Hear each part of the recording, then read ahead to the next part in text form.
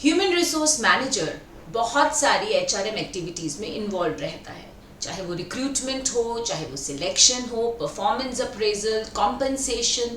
सभी एक्टिविटीज को करते समय कुछ ऑब्जेक्टिव्स हैं जो हमेशा उस ह्यूमन रिसोर्स मैनेजर के दिमाग में रहते हैं कि मुझे ये अचीव करने हैं। उन्हीं ऑब्जेक्टिव्स की बात करेंगे आज इस वीडियो में। सो फर्स्ट ऑब्जेक्टिव जो एचआर मैनेजर अचीव करना चाहता है, that is motivation of employee. जब एक ह्यूमन रिसोर्स मैनेजर एम्प्लॉयज की रिक्रूटमेंट के बारे में सोचता है, ये सोचता है कि मुझे रिक्रूटमेंट इंटरनली करनी है या एक्सटर्नली करनी है, तो उस समय पे भी उसके दिमाग में मोटिवेशन ऑफ एम्प्लॉयज ही रहता है। जब वो ये डिसाइड करता है कि हम इंटरनल रिक्रूटमेंट करेंगे ताकि जो हमारे एम्प्लॉयज हैं उन्हें आगे प्रमोशन के चांसेस नजर आएं और वो अच्छे से काम कर सके।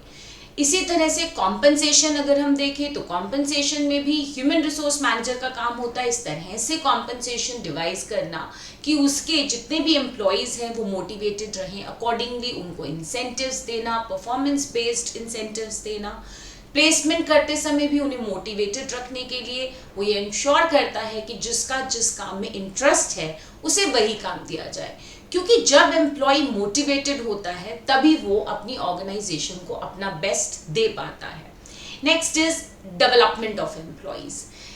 अब again human resource manager employee की डेवलपमेंट के लिए भी बहुत कुछ करता है। ट्रेनिंग तो वो देता ही है, जॉब का काम, ताकि उससे रिलेटेड जो काम है वो एम्प्लॉय समझ सके। एट द सेम टाइम एक एम्प्लॉय की ऑल राउंड डेवलपमेंट के लिए, उसके करियर ग्रोथ के लिए भी बहुत कुछ है जो ह्यूमन रिसोर्स मैनेजर को करना होता है।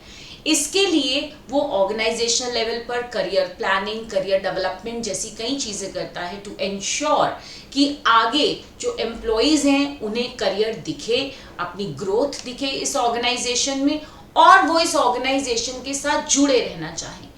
बहुत से एम्प्लॉयज़ अगर आप देखेंगे तो वो इसलिए ऑर्गेनाइजेशंस में वो स्विच करते हैं क्योंकि उन्हें हर बार कुछ नया सीखना होता है, और अगर उन्हें डेवलपमेंट नहीं दिखती, ये नहीं दिखता कि हमारे लिए आगे कुछ नया है in terms of position, in terms of learning, तो वो उस ऑर्गेनाइजेशन के साथ नहीं रहना चाहते।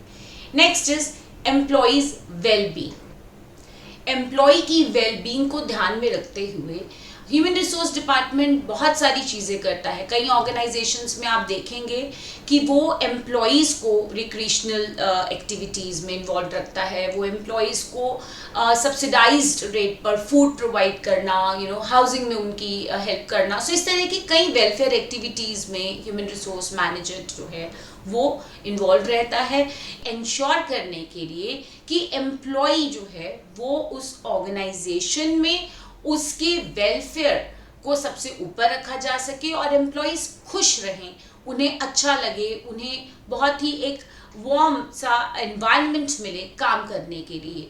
अब जब ये होगा तो ऑर्गेनाइजेशन में जो एम्प्लॉयज हैं वो बहुत मन लगाकर काम कर पाते हैं। अब ये जितनी भी चीज़ें हमने पढ़ी, motivation of employees, development of employees, wellbeing of employees, जब आप इन सब चीज़ों को ध्यान में रखते हैं तो एक बहुत बड़ा ऑब्जेक्टिव है जो ह्यूमन रिसोर्स मैनेजर का पूरा होता है, और वो है effective utilisation of human resources. Actually में जब हम ह्यूमन रिसोर्सेज को मैनेज करने का काम दे रहे हैं ह्यूमन रिसोर्स मैनेजर को, तो बेसिकली ये एक यू कैन से एक प्राइमरी चीज़ है जो उसे देखना है कि जितने भी ह्यूमन रिसोर्सेज हैं उस ऑर्गेनाइजेशन में उन सबको इफेक्टिवली यूटिलाइज किया जा सके। जब हम उन्हें इफेक्टिव यूटिलाइज करते हैं वो उसके साथ ही साथ ये भी इंश्योर कर लेता है कि आपके फिजिकल रिसोर्सेज इफेक्टिवली यूटिलाइज होंगे, आपके जो मटेरियल, मशीन, सब कुछ आप इफेक्टिवली यूटिलाइज करेंगे अगर आप अपने ह्यूमन रिसोर्सेज को अच्छे से यूटिलाइज करेंगे। अगर आप उन्हें अच्छे से मैनेज नहीं कर पाए तो अल्टीमेटली यही ह्यूमन रिसोर्सेज जो बाकी रिसोर्सेज को यूज करने वाले हैं वो रिसोर्सेज भी फिर आप अच्छे से यूज नहीं कर पाएंगे। Next is employee satisfaction. Employee satisfaction again human resource manager के लिए एक बहुत बड़ा ऑब्जेक्टिव है, क्योंकि एम्प्लॉयज जो हैं अगर वो सेटिस्फाइड रहेंगे तो वो एंगेज्ड रहेंगे। आपको जब एम्प्लॉय सेटिस्फाई होता है अपने काम से, अपनी ऑर्गेनाइजेशन से, तो आपको उसे कहना नहीं पड़ता काम के लिए, वो खुद ही एंगेज्ड रहता है और खुद ही वो काम को करना चाहता है। इसके लिए क्या करता है ह्यूमन रिसोर्स मैनेजर, अगर आप ध्यान से देखें तो यहाँ जब आप एम्प्लॉय की मोटिवेशन के लिए जो भी आप काम कर रहे हैं, जब आप उसे प्लेस कर रहे हैं एक ऐसी जगह पे, एक ऐसे काम पर जिसे करने में आपने ये इंश्योर किया है कि उसका इंटरेस्ट है, मे बी उसका पैशन है, आप उसे वो काम देंगे तो वो सेटिस्फाइड रहेगा। कॉम्पनसेशन देते समय अगर आप ये देख रहे हैं कि आप बहुत फेयरली कॉम्पनसेशन देते हैं, कुछ भी ऐसा नहीं है कि बायसनेस या फेवरेटिज्म किया जाए कॉम्पनसेशन देते समय या प्रमोशन के टाइम पर, सो एम्प्लॉय सेटिस्फाइड रहेंगे। विज़िट द अदर सिचुएशन जहां ये बायसनेस नजर आएगी, जहां उसे ये लगेगा कि जब उसे हेल्प चाहिए in terms of some kind of training, in terms of development, तो उसके पास कोई सपोर्ट नहीं है, या अगर उसको कोई कॉन्फ्लिक्ट्स हैं तो कोई वहाँ पे ग्रीवियंस रिड्रेसल प्रोसीजर ही नहीं है जो अच्छे से फॉलो किया जाए, बहुत ज़्यादा डिस्टेंस है टॉप मैनेजमेंट में या एचआरएम और एम्प्लॉयज़ में, जिसकी वजह से उसकी प्रॉब्लम्स रिजॉल्व नहीं हो रही। सो अगर आप क्विक रेजोल्यूशन दे रहे हैं तो अगेन जो एम्प्लॉय है वो सेटिस्फाइड रहेगा, और जब वो सेटिस्फाइड रहेगा तो ऑब्वियसली आप अपनी ऑर्गेनाइजेशन के लिए बहुत कुछ उससे फिर एक्सपेक्ट कर सकते हैं जो वो खुद से करेगा। Next is procedural administration. ये सब चीज़ें जब हम बात करते हैं कि एक ह्यूमन रिसोर्स मैनेजर जो है वो एम्प्लॉय की वेलबींग के लिए बहुत सारी चीज़ें कर रहा है। आपको याद हो तो हमने स्कोप में पढ़ा था कि आप पर्सनल रिकॉर्ड्स मेंटेन करते हैं, तो ये सब काम जो एचआर मैनेजर कर रहा है, इसके पीछे ये भी रीज़न है कि हम ये चाहते हैं कि प्रोसीजरली हम कहीं पर भी जो है वो कुछ इधर उधर ना हो। पॉलिसीज आप बनाते हैं, इसके लिए कई प्रोसीजर्स हैं जो ह्यूमन रिसोर्स मैनेजर्स सेट करता है, उसका डिपार्टमेंट सेट करता है टू एंश्योर कि सब कुछ इन लाइंस विद दोज पॉलिसीज हो। ह्यूमन रिसोर्स मैनेजर जो है वो ह्यूमन रिसोर्सेज से रिलेटेड जितनी भी पॉलिसीज बनाएगा, प्रोसीजर बनाएगा फॉर प्रमोशन एंड एवरीथिंग, कि इस तरह से प्रमोशन होगा, इस तरह से परफॉर्मेंस अप्रेजल होगा, इन टर्म्स या इन रीजंस की वजह से किसी को टर्मिनेट किया जा सकता है, किसी को ले ऑफ किया जा सकता है। सो ये सब चीज़ें जब आप अच्छे से उस पर काम करते हैं, आप उस सब चीज़ों का रिकॉर्ड रखते हैं, और लेटर ऑन अगर आपको कुछ ऐसा डिसीजन लेना भी पड़ता है जो किसी को अनप्लेजेंट लगता है, बट आप उसे जस्टिफाई कर पाते हैं। सो प्रोसीजरल एडमिनिस्ट्रेशन एक और ऑब्जेक्टिव है जिसके लिए जो ह्यूमन रिसोर्स मैनेजर है वो सारी एक्टिविटीज़, एचआर एक्टिविटीज़ परफॉर्म करता है। Next is organisational support.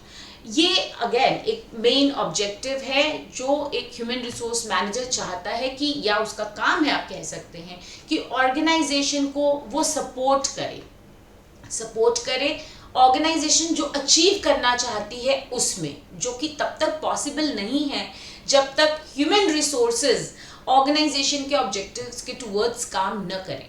अब ये इंश्योर करने के लिए कि उसके अकॉर्डिंगली सब काम हो और ऑर्गेनाइजेशन को कोई भी परेशानी ना हो, उसे कई तरीके की ऑर्गेनाइजेशनल सपोर्ट प्रोवाइड करनी होती है, जिसमें फर्स्ट वो ये ध्यान रखता है कि जो एम्प्लॉयज़ हैं वो एफिशिएंटली काम करें, एफिशिएंसी हो उनकी रिक्रूटमेंट में। ऐसा नहीं है कि हम सिर्फ ऐसे ही प्रमोशन दे देते हैं, सो मे बी मेरिट को हम कंसीडर नहीं कर रहे एंड लोग लथार्जिक हो रहे हैं, सो वो भी देखना होगा कि वैसा ना हो। Retention is another big problem that organisations have these days. So employees को कैसे रिटेन किया जाए, उसके लिए ही आप देखेंगे training, again compensation, job design, redesign इसी तरह से किया जाता है कि एम्प्लॉयज़ को रिटेन करके रखा जा सके, वो नई नई चीज़ें सीखें और वो उस अपनी ऑर्गेनाइजेशन के साथ ही रहना चाहें। जब आप उनकी वेलबींग का ध्यान रखेंगे, उनके वेलफेयर के ऊपर काम करेंगे, सो ऑब्वियसली एम्प्लॉय आपको छोड़कर जाना नहीं चाहेगा। डेटा कंप्लायंस, इसके थ्रू भी आप ऑर्गेनाइजेशन को सपोर्ट प्रोवाइड करते हैं। ऑर्गेनाइजेशन को जब भी कुछ आगे डिसीजंस लेने होते हैं या कंप्लायंसेस इंश्योर करनी होती हैं, चाहे लीगल टर्म्स में हो, चाहे एथिकल टर्म्स में हो, सोशल, एनवायरमेंटल, इन सभी टर्म्स में कई कंप्लायंसेस हैं जो करनी होती हैं। एक ऑर्गेनाइजेशन को क्या करना है, कैसे करना है, कहाँ गैप है, और क्या हम सही जा रहे हैं या नहीं जा रहे, इस सब के लिए ज़रूरत पड़ती है डेटा की। और ह्यूमन रिसोर्स डिपार्टमेंट उस डेटा को कलेक्ट करके, उसको एनालाइज करके, उस पर रिपोर्ट्स बनाकर और मैनेजमेंट को आगे भेजता है। उसके बेसिस पे फिर ऑर्गेनाइजेशन में फर्दर डिसीजंस लिए जाते हैं। सो इन दिस वे जो ह्यूमन रिसोर्स डिपार्टमेंट है वो मैनेजमेंट को या ओवरऑल ऑर्गेनाइजेशन को आप कह सकते हैं सपोर्ट करता है। Next is diversity and inclusion. I hope आपको पता है डाइवर्सिटी क्या होता है, बट क्विकली समझ लेते हैं। डाइवर्सिटी में हम बात करते हैं एक ऐसे वर्क एनवायरनमेंट की जहां हर कल्चर के लोग हैं, हर एज ग्रुप के लोग हैं, अलग अलग जेंडर्स से लोग बिलोंग करते हैं और सबकी अलग अलग नीड्स एस्पिरेशंस हैं, सबकी अलग अलग परसेप्शंस हैं। ऐसे में जो ऑब्जेक्टिव होता है ह्यूमन रिसोर्स मैनेजर का वो ये होता है कि वो ये इंश्योर करे कि जितने भी एम्प्लॉयज़ हैं जो अलग अलग बैकग्राउंड से आते हैं, जिसमें हो सकता है डिफरेंटली एबल्ड लोग भी हैं कुछ, उनकी जो नीड्स हैं वो सब पूरी हों। हर एज ग्रुप के लोग अपने आप को इस ऑर्गेनाइजेशन से कनेक्टेड फील करें। ये नहीं कि क्योंकि आप मेरिट पर फोकस कर रहे हैं तो जो सीनियर हैं, सीनियरिटी आप अगर नहीं देख रहे तो वो आपसे नाराज हो जाएं। सो आपको हर एक को इंक्लूड करके रखना है। उस काम, उस चीज को ध्यान में रखते हुए जो भी कुछ HR डिपार्टमेंट करता है वो डाइवर्सिटी एंड इंक्लूजन में हम इंक्लूड कर सकते हैं। Next is change management. Change management again एक वास्ट कॉन्सेप्ट है, इस पर हम आगे और वीडियोस में फर्दर डेप्थ में स्टडी करेंगे। लेकिन अभी के लिए चेंज मैनेजमेंट में कई बार ऑर्गेनाइजेशन को बहुत से लेवल पर चेंजेस करने पड़ते हैं। वो चेंजेस प्रोडक्ट में हो सकते हैं, वो चेंजेस हो सकते हैं कि आप नई मार्केट्स एक्सप्लोर कर रहे हैं, हो सकता है आपका टेक्निकल एनवायरनमेंट में कुछ चेंजेस हुए, पॉलिटिकल एनवायरनमेंट में कुछ चेंजेस हुए जिसका इम्पैक्ट आप पर आया और जिसकी वजह से आपको फर्दर ऑर्गेनाइजेशन में कुछ चेंजेस करने पड़ रहे हैं। जब भी ऐसा होता है ऑर्गेनाइजेशंस के लिए सबसे जो बड़ी एक मुश्किल आती है वो है एम्प्लॉयज़ की रेसिस्टेंस। यहाँ है HR मैनेजर का एक बहुत बड़ा रोल, उस रेसिस्टेंस को दूर करना, ये इंश्योर करना फर्स्ट वो रेसिस्टेंस आए ही नहीं, और अगर वो रेसिस्टेंस आती है तो उसे कैसे उसे दूर किया जाए वो कई एक टेक्निक्स के थ्रू जो आपका जो ह्यूमन रिसोर्स मैनेजर है वो करता है।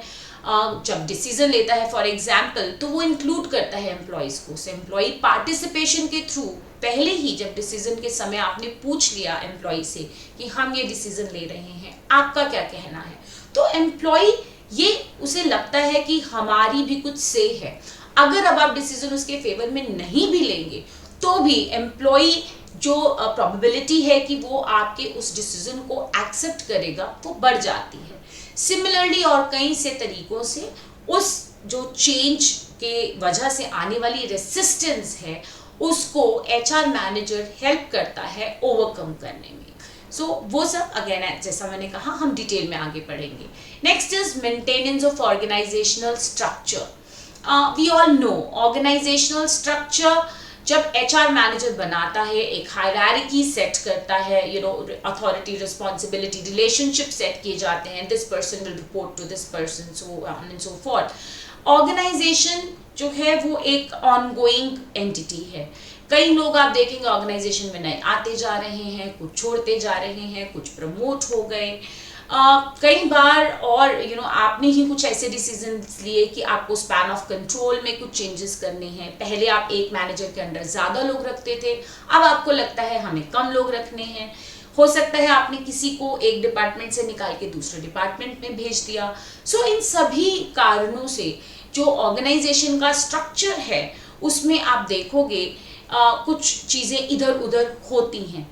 अब इसको मेंटेन करके रखना कि अगर आपने किसी को प्रमोट किया है तो वो अगर दूसरे डिपार्टमेंट में शिफ्ट हो गया या फिर वो जो पोजीशन है वो खाली हो गई, so you will need to ensure कि कोई और आए जो उस पोजीशन को ऑक्यूपाई करे और उस काम को आगे सही से करे। सो वो जो चीज़ें आप कर रहे हैं that is maintenance of the structure of the organization। इसमें succession planning भी एक बहुत जो है मेन चीज़ है जो ह्यूमन रिसोर्स डिपार्टमेंट करता है, टू एंश्योर कि फ्यूचर में कभी भी अगर एक मैनेजरियल पोजीशन आपको कुछ खाली है, कुछ ऐसा है जहां पर आपको कुछ ऐसे लोग चाहिए जिनमें बहुत पोटेंशियल है, कैसे आप उनको पहले से ही तैयार करेंगे उन पोजीशंस को लेने के लिए, उनको कैसे आप डेवलप करेंगे, that also is an objective that HR wants to achieve. Next is organizational goals. See, at the end of the day, HR manager जो भी कुछ कर रहा है वो कर रहा है उस ऑर्गेनाइजेशन के लिए, वो कर रहा है कि ऑर्गेनाइजेशन अच्छे से चले. इनफैक्ट फॉर दैट मैटर जितने भी मैनेजर्स हैं, चाहे वो प्रोडक्शन मैनेजर हो, सभी मैनेजर इसीलिए काम कर रहे हैं. अब HR मैनेजर क्या एग्जैक्टली किस तरह से एक ऑर्गेनाइजेशन के गोल्स को अचीव करने में हेल्प करेगा? वन, एफिशिएंसी के जरिए वो ये इंश्योर करेगा कि जो ह्यूमन रिसोर्सेज हैं वो एफिशिएंटली काम करें, वो खुद भी एफिशिएंट हों. आप जब उनको रिक्रूट कर रहे हैं, जब आप उनको सिलेक्ट कर रहे हैं, तो बहुत ध्यान से हर चीज़ को देखते हुए आप वो सिलेक्शन करें. आप ये देखें कि वो बाद में भी उनको प्रॉपर ट्रेनिंग मिलती रहे. आप ये देखें कि वो एम्प्लॉयज़ जो हैं वो ऑर्गेनाइजेशन से खुश रहें, कहीं उनके अंदर कोई डिससैटिस्फैक्शन ना हो. तो जब आप ये सारे काम करते हैं, एक्चुअली में आप ये इंश्योर कर रहे हैं कि एक ऑर्गेनाइजेशन में एफिशिएंसी बनी रहे. प्रोडक्टिविटी हर एम्प्लॉय की थ्रू कॉम्पनसेशन प्लान्स आप देखेंगे, इंसेंटिव बेस्ड जब आप परफॉर्मेंस बेस्ड पे देते हैं, या और बहुत से तरीकों से आप इंश्योर करते हैं कि एम्प्लॉय की प्रोडक्टिविटी, जैसे ट्रेनिंग के थ्रू आप इंश्योर कर सकते हैं कि इसकी प्रोडक्टिविटी जो है वो बढ़े, ज़्यादा रहे.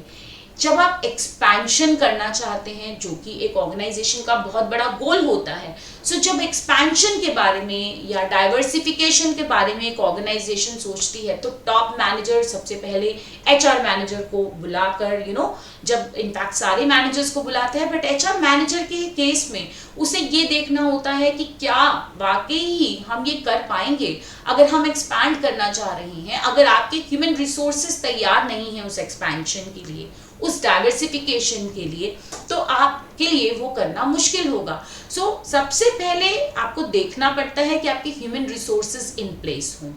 रिसोर्स कॉस्ट को कम करना, ह्यूमन रिसोर्सेज के जरिए आप इनफैक्ट बाकी रिसोर्सेज की कॉस्ट को भी कम कर सकते हैं.